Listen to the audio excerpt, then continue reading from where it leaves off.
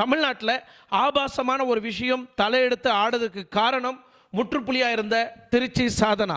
இன்னைக்கு திருச்சி சாதனாவில் தான் இன்னைக்கு நிறைய பேர் வெளியே வராங்க. நானும் திருச்சி சாதனா மாதிரி பிரபலம் ஆகணும், நானும் திருச்சி சாதனா மாதிரி நிறைய விஷயங்களை செய்யணும். ஒரு காலத்தில் அப்துல் கலாம் ஐயா போய் ஸ்கூலில் நிறைய பேருக்கு வாழ்த்துக்களும் அவார்டும் ஸ்கூல் ஃபங்க்ஷனுக்கெல்லாம் இன்வைட் பண்ணியிருப்பாங்க. அப்துல் கலாம் ஐயாவை, எம்ஜிஆரை, இந்த மாதிரி அண்ணாவை, பெரிய பெரிய ஆட்கள்லாம் வந்து ஸ்கூலுக்கு இன்வைட் பண்ணியிருப்பாங்க. ஆனால் இன்னைக்கு இருக்கிற காலகட்டம் நிறைய ஸ்கூலில் இந்த மாதிரி ஆபாசமாக செய்யக்கூடிய நபர்களை பற்றி தான் ஸ்கூலில் இன்வைட் பண்ணுறாங்க. அவங்கள அந்த குழந்தைங்க கூட ஆட விடுறாங்க. அவங்க ஆடுறதை பார்த்து அந்த குழந்தைங்க இம்ப்ளிமெண்ட் ஆகும். எனக்கு உனக்கு புரியல, அப்துல் கலாம் ஐயா கூட்டு போய் ஒரு ஸ்கூல் ப்ரோக்ராமில் அவரை ஸ்பீச் பண்ண விட்டிங்கன்னா அவரை மாதிரி வரத்துக்கு வாய்ப்பு இருக்குது ஸ்கூலில் இருக்கிற பசங்க.